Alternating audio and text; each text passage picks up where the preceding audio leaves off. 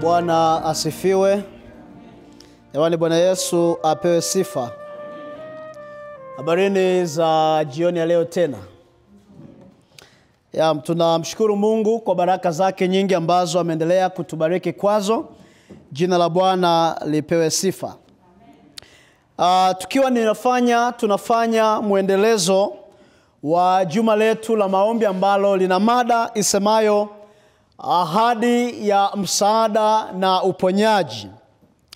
Na leo tutakuwa na mada nyingine ambayo tutaendelea kujifunza juu ya habari ya ahadi ya msaada na uponyaji ambao Mungu anawaahidia watoto wake.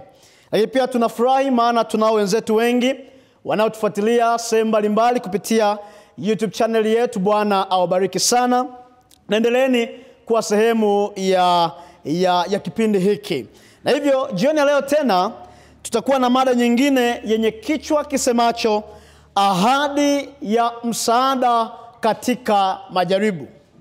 Ahadi ya msaada katika majaribu. Na hivyo niwalike sasa tuweze kuomba tunapofungua ama kufanya mianzo ya kipindi na somo letu la jioni ya leo. Tuombe. Baba na Mungu wetu mwema wa mbinguni, jina lako litukuzwe sana. Asante kwa zawadi ya uhai ambao umetubariki kwayo. Asante kwa fursa ya ibada ambayo umetupatia siku ya leo tena.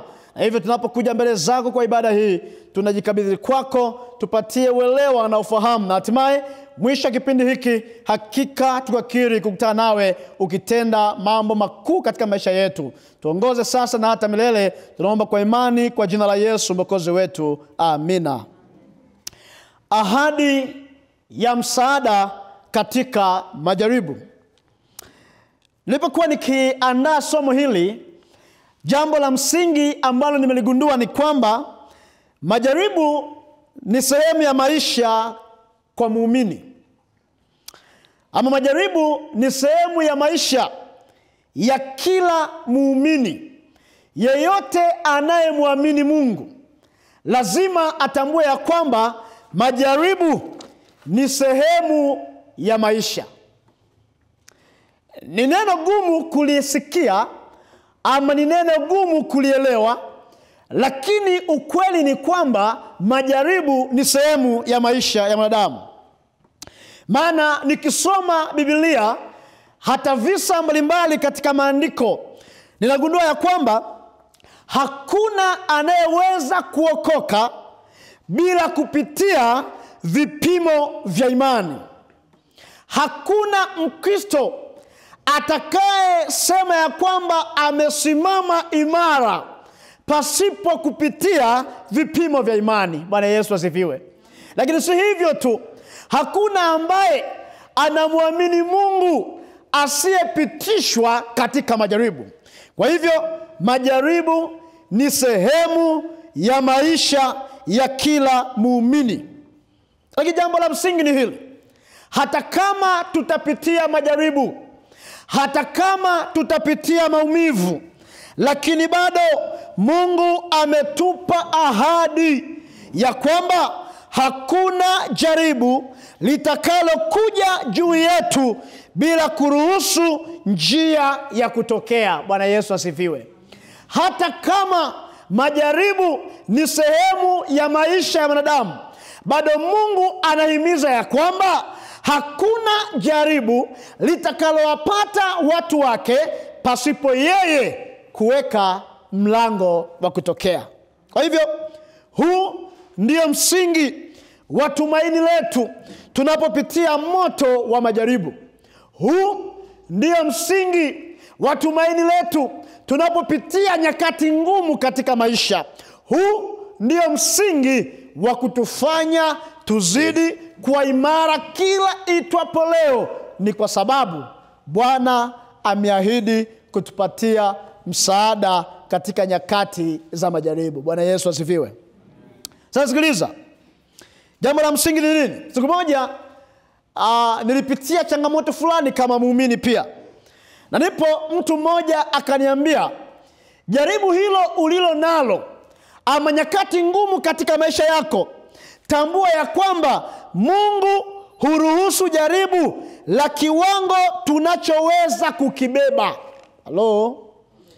Ni ngumu kidogo kuamini, lakini maandiko yamkini akawa anafundisha hivyo, kwamba nyakati fulani katika maisha Mungu anaruhusu jaribu kwa mtoto wake kwa kiwango ambacho anaweza kubeba.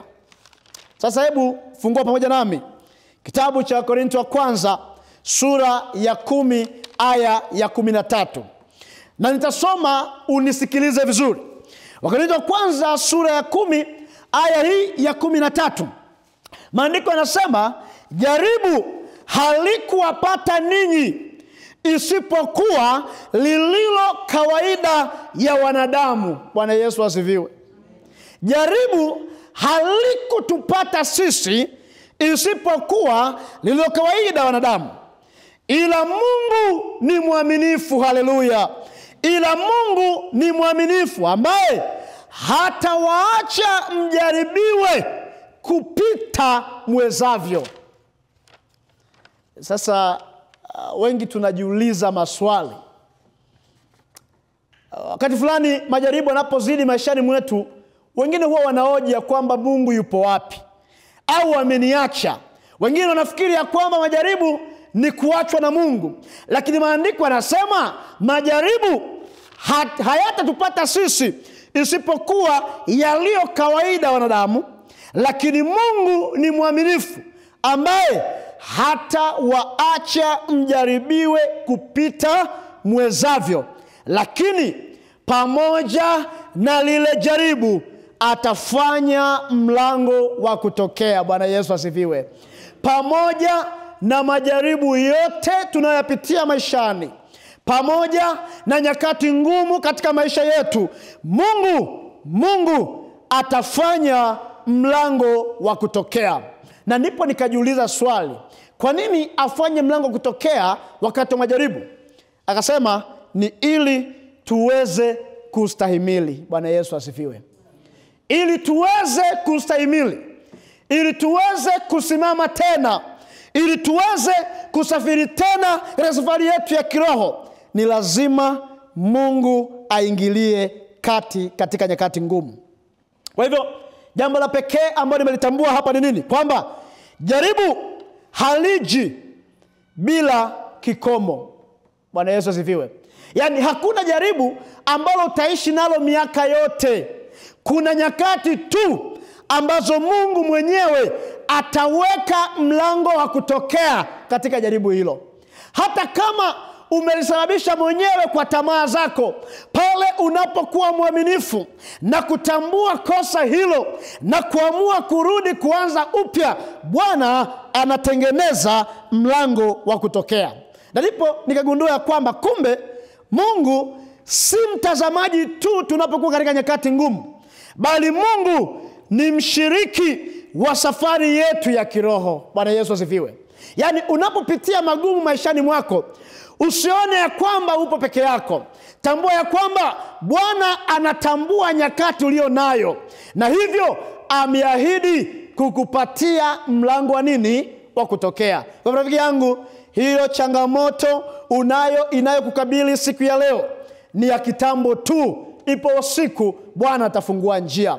Hayo maumivu ya maisha ambayo unayapata leo ni ya kitambo tu. Ipo siku Bwana atatengeneza njia.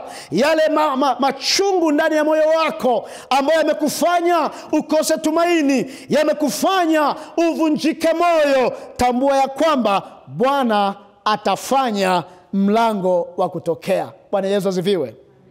Sikiliza.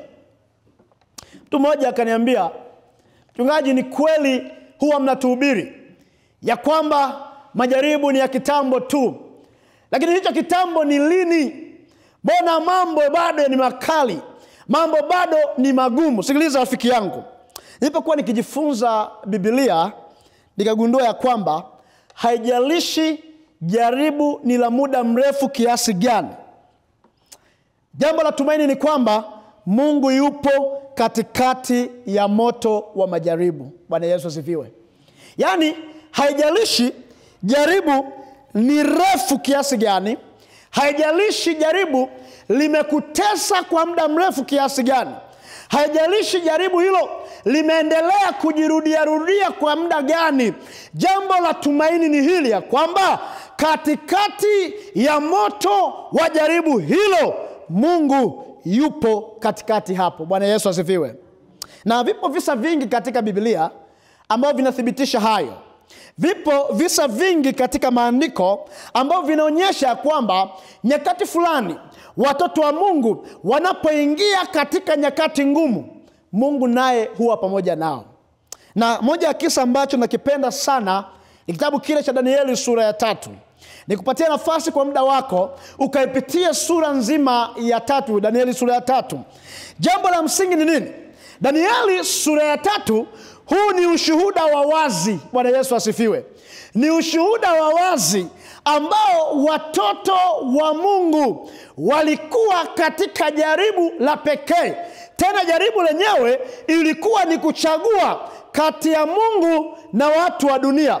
Jaribu pekee lilikuwa ni kuchagua kati ya ibada ya kweli na ibada ya sanamu. Jaribu pekee lilikuwa ni kuchagua kati ya kumwabudu Mungu au kumtegemea shetani. Najua nini? Mara nyingi majaribu tunayopitia maishani mwetu, hata kama haujatambua hilo, leo natamani utambue hivi ya kwamba jaribu lolote ambalo unapitia maishani mwako, hatima yake uchague kubaki upande wa Mungu au upande wa shetani. Sasa kwenye Danieli sura ya 3 nikagundua ya kwamba ushuhuda huo wazi unaonyesha ya kwamba Shadrach, Meshach na Abednego hawakuokolewa kabla ya kuingia motoni, bali walipokuwa motoni ndipo Mungu alipoonyesha uwezo wake. Bwana Yesu asifiwe. Nini maana yake? Ya kwamba Mungu hasemi ya kwamba kila mara atazuia jaribu, bali anasema atakuwa pamoja na sisi ndani ya majaribu tunayoyapitia. Bwana Yesu asifiwe. Kwa kumbe wakati fulani tusiombe tu Bwana ayazuie majaribu, bali wakati fulani tumwambie Bwana, hata kama umeruhusu jambo hili kukabili maisha yangu, ninakusihi endelea kuwa pamoja na mimi. Bwana Yesu asifiwe. Maana hawa rafiki zangu Shadrach, Meshach na Abednego, wao Bwana aliwaokoa wakiwa ndani ya moto. Bwana Yesu asifiwe. Kwa hivyo hata wewe rafiki, nikutie moyo, unapokuwa katika jaribu hilo, ndipo mahali pekee ambapo starring Yesu Kristo pekee anaweza kukuokoa katika jaribu hilo. Nikagundua kwamba rafiki hawa walipokuwa katika moto ule, moto haukuwateketeza kwa sababu uwepo wa Mungu ulivunja nguvu ya jaribu. Bwana Yesu asifiwe. Hata na wewe unapopitia katika nyakati ngumu, nikutie moyo ya kwamba haupo peke yako. Mungu yupo katikati ya jaribu hilo, na anakutazama na anaona, na amekuwekea mlango wa kutokea mbele ya safari yako. Na hivyo mara nyingi utukufu wa Mungu unaonekana zaidi katika mateso kuliko nyakati za utulivu. Mara nyingi utukufu wa Mungu ama matendo makuu ya Mungu yanaonekana zaidi katika nyakati ngumu tunazopitia. Yanaonekana zaidi katika nyakati za mateso tunazozikabili. Lakini nyakati za utulivu wakati mwingine huwa tunajisahau. Jambo la msingi ni hili: majaribu ni nafasi ya kumthibitisha Mungu. Bwana Yesu asifiwe. Majaribu ni nafasi ya kumthibitisha Mungu. Hebu tufungue sasa Zaburi sura ile ya 34. Tuone wimbo huo wa 34 katika ubeti ule wa 18 na ubeti wa 19. Zaburi 34 aya ya 18 na aya 19 ni aya mbili zinazobeba faraja ya watoto wa Mungu. Bwana Yesu asifiwe. Ukisoma fungu la 18 ama ubeti wa 18, maandiko yanasema, Bwana yu karibu nao waliovunjika moyo. Bwana yu karibu nao waliovunjika moyo na waliopondeka roho huwaokoa. Bwana Yesu asifiwe. Lakini haishii hapo tu.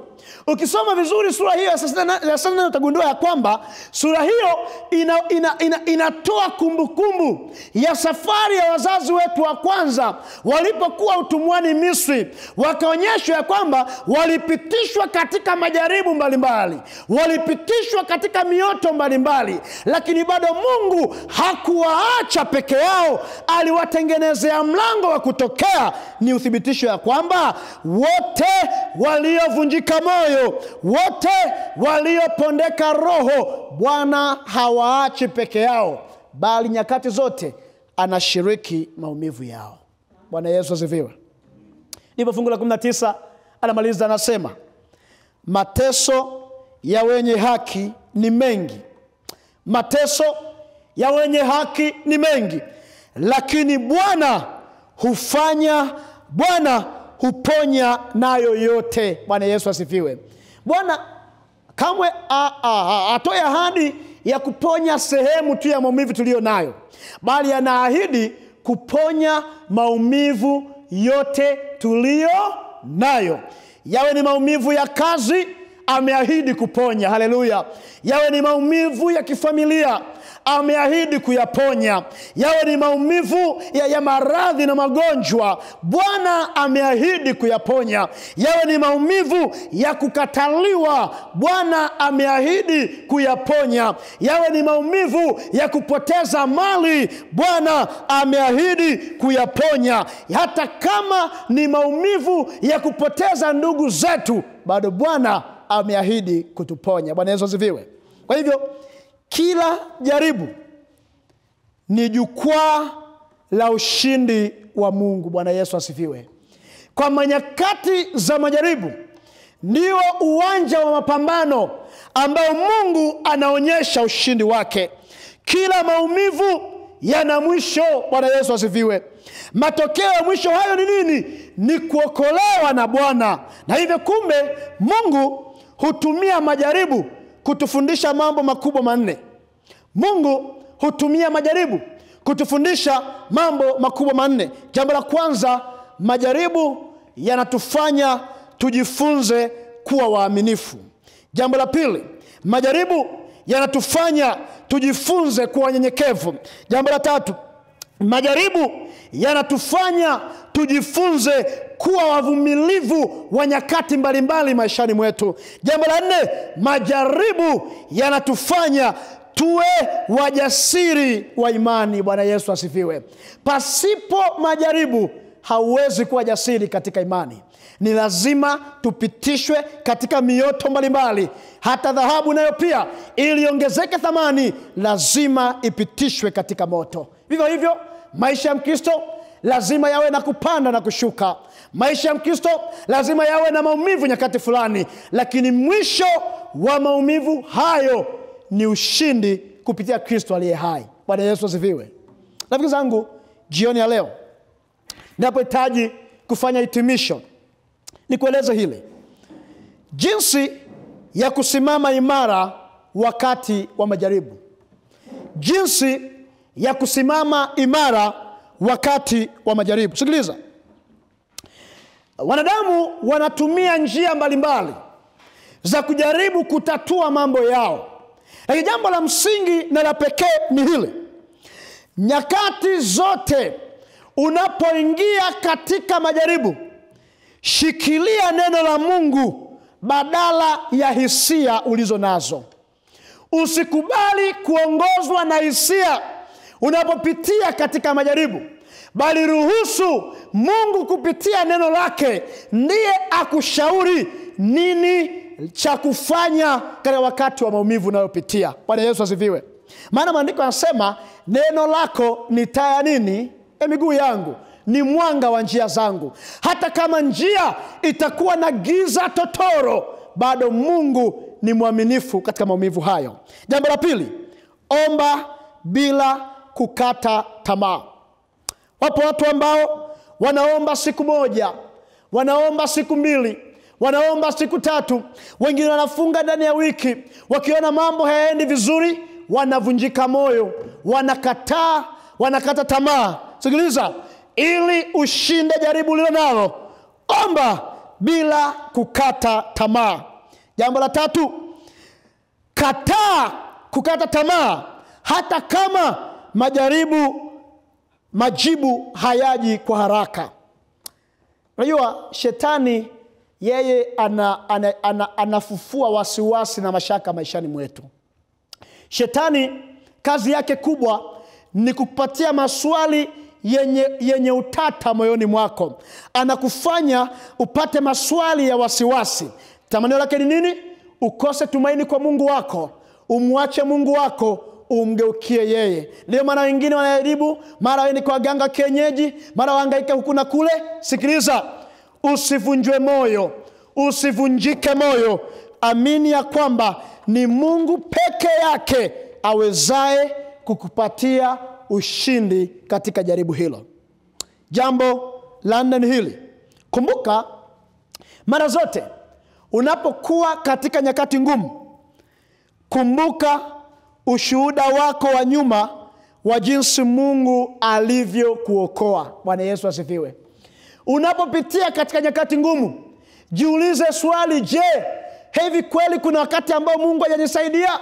Na unapokumbuka nyakati nzuri ambazo Bwana alikutendea makuu, tambua ya kwamba hata hilo unalopitia bado Bwana atafuweka mlango wa kutokea. Jambo la pekee la mwisho ni hili. Tafuta ushirika na waumini wengine kwa nguvu za imani ya pamoja. Maandiko yanasema wanapokusanyika 2 watatu, Bwana yupo katikati yao. Usihisi ya kwamba peke yako.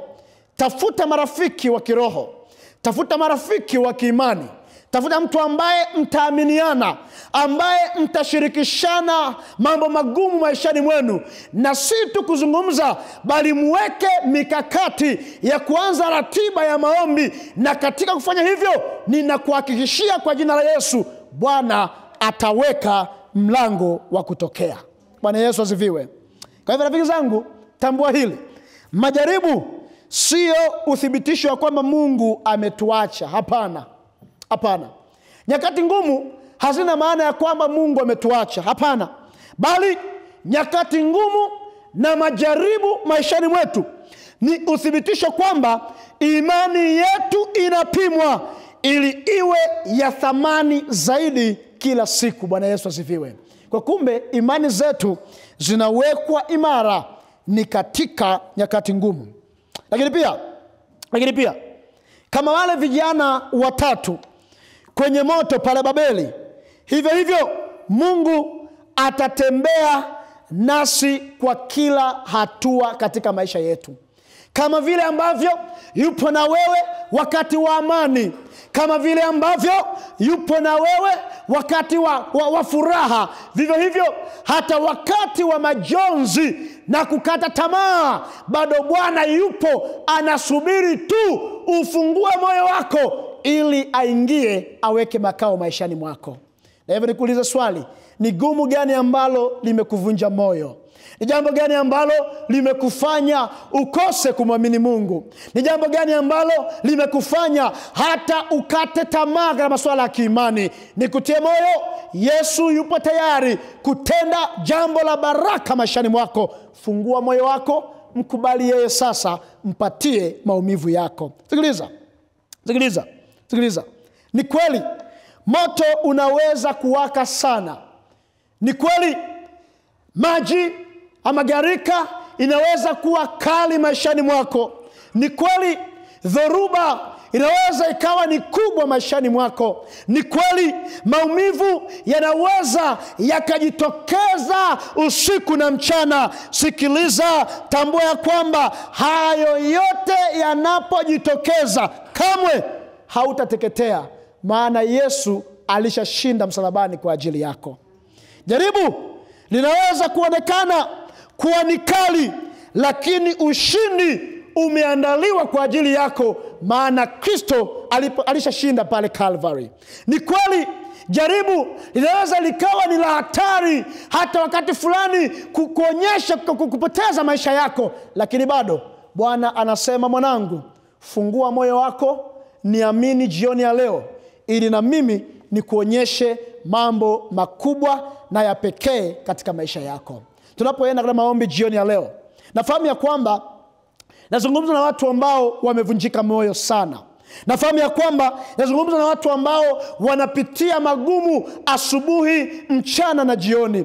Nafahamu ya kwamba nazungumza na watu ambao maisha yao wengine hawajui hata kesho yao itakuwa vipi. Jambo la pekee ni hili: Yesu aliyekufa msalabani na aliyefufuka, Yesu huyo aliye Bwana wa mambo yote, mwenye mamlaka kuu, anakusihi jioni ya leo, fungua moyo wako, umpatie nafasi akutendee jambo la baraka maishani mwako. Tunapoenda kuimba wimbo nambari 21, hata wewe ambaye upo mbali, nikutie moyo. Sisi tunapokuwa tukiomba mahali hapa, hebu na wewe zungumza na Mungu wako juu ya jambo gumu ambalo linapitia maishani mwako. Na hivyo imbaji, niwalike sasa wimbo nambari 21 tunapokuja kuimba wimbo huo. Wakati ule box la maombi linaposogezwa hapa, nafahamu ya kwamba watu wanahitaji kuweka maombi yao, barua zetu kwa Mungu. Leo umwambie Bwana, lile jaribu lililo gumu maishani mwangu, ninakusihi kwa neema yako usiniache peke yangu. Hebu nipatie nguvu ya kukabili jaribu hilo kwa imani. Hebu nipatie nguvu ya kuthibitisha ya kwamba wewe ni Mungu maishani mwangu. Nikutie marafiki yangu, unapopitia nyakati ngumu, usiogope. Yesu yupo tayari kukusaidia. Unapopitia nyakati ngumu, usihangaike kwa waganga wa kienyeji. Amini ya kwamba Mungu yupo tayari kukutia moyo, na hivyo atakushindia, atakusaidia. Tunapoenda kuomba jioni ya leo, atakapoombea box hili la maombi, wapo marafiki zetu ambao wametuma jumbe zao ya kwamba sisi tunapokuwa tukiomba hapa Itigi, nao tuweze kuwaombea huko mbali walipo. Ni kweli matatizo mengine hatuwezi kuyataja katika nafasi hii, lakini Mungu wa mbinguni anayefahamu yote, Mungu wa mbinguni anayefahamu maumivu unayopitia, tayari ameshaandaa mlango wa kutokea kwa ajili yako. Jambo la pekee ni hili: amini ya kwamba Bwana anaenda kujibu maombi yako. Na hivyo nalike sasa tuweze kufumba macho na tupate kuomba. Baba na Mungu wetu wa mbinguni, jioni ya leo tena tunasema asante kwa baraka zako. Asante kwa nguvu, asante hata kwa ushindi wa dhambi ambao unaendelea kutupatia maishani mwetu. Asante kwa zawadi ya Roho wako Mtakatifu ambaye amekuwa ni baraka ya pekee maishani mwetu. Lakini Yesu mwema, asante hata kwa neno la faraja jioni ya leo, kwamba hata nyakati ngumu zinapojiinua maishani mwetu, bado Mungu umeshatengeneza mlango wa kutokea, na bado unatupatia tumaini la maisha mapya kupitia ahadi ya msaada nyakati wa majaribu. Baba mwema, jioni ya leo tena watoto wako tumekusanyika mahali hapa. Watoto wako tumekuja tukiwa na mizigo mioyoni mwetu. Watoto wako tumekuja tukiwa na maumivu makali ndani ya mioyo yetu. Watoto wako tumekuja tukiwa na mambo ya pekee ambayo tunatamani kuyakabidhi kwako, ili wewe uwezaye kushinda, Baba, ukaendelea kutushindia katika maisha yetu. Lipa box la maombi mahali hapa, ambapo watoto wako wanaweka barua zao, wanaweka maombi yao mbalimbali. Ninakusihi Baba mwema wa pekee, hebu kajiinue, hebu kajifunue katika maisha ya watoto wao. Mambo yao magumu ambayo ni mazito maishani mwao, Baba, ukawapatie majibu kwa tukufu wa jina lako. Lakini wapo rafiki zetu walio mbali, wanatufuatilia kupitia vyombo hivi vya habari. Yesu, ninawaombea jioni leo huko walipo. Wale wote waliotuma jumbe zao kwa matatizo yao mbalimbali walio nayo, ninakusihi Mungu wa mbinguni, hebu kawatendee baraka na kuzidi. Wanaotamani kupata amani maishani mwao, Baba kawapatia amani kwa utukufu wa jina lako. Wenye changamoto mbalimbali, changamoto za kimaisha, changamoto za kijamii, changamoto za kimahusiano, changamoto za afya, Yesu ninawakabidhi kwako, kawashindie kwa utukufu wa jina lako. Tunaponyamaza tena kimya jioni ya leo, tunasema asante maana wewe ni mwaminifu. Asante maana wewe ni mshindi. Asante maana umetuwekea mlango wa kutokea. Tutasimama tukiwa washindi, maana Kristo ulishashinda. Asante kwa neema yako na baraka zako. Tunaomba kwa imani kwa jina la Yesu Mwokozi wetu. Amina. Bwana awabariki, Bwana awatunze. Karibuni tena kwa kipindi kinachofuata.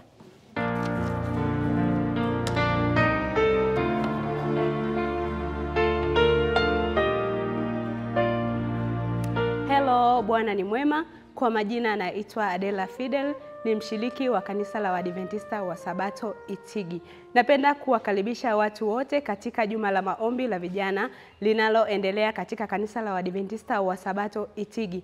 Tunalo somo zuri ambalo linaenda kwa kichwa kinachosema ahadi ya uponyaji. Somo hili linatolewa na mchungaji wetu Edward Jeremia Ngoye. Ni mbaraka tosha katika somo hili na tunakukaribisha wewe uweze kubarikiwa pamoja nasi. Kama utashindwa kufika katika kanisa letu, unaweza kufuatilia mahubiri haya katika channel ya YouTube. Karibu sana na Mungu akubariki.